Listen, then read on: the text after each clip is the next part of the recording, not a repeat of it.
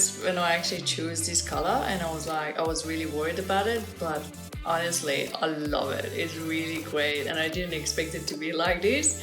Didn't actually think it like that, but it's really beautiful. I really love it. I actually start googling it, so what kind of color I want. I take a screenshot and just came here and I show you, and I thought that that's enough. So because I thought that I got the right color, and then but I wasn't sure. That's why I just came here to make sure that I actually choose the right color.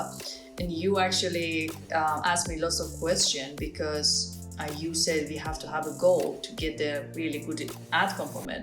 So then you actually spent lots of time with me, around like 1 hour, to choose the right color. And then after that, I changed my mind. So I choose the color that is completely different with what I actually choose in the first time. And I love it. This one is way better than what I actually thought.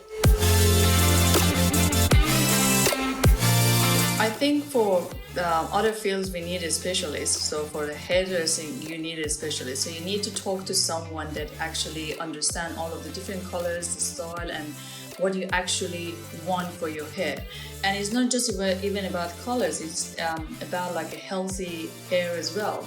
So you need to actually find someone that actually give you that great advice about the color and the hairstyle.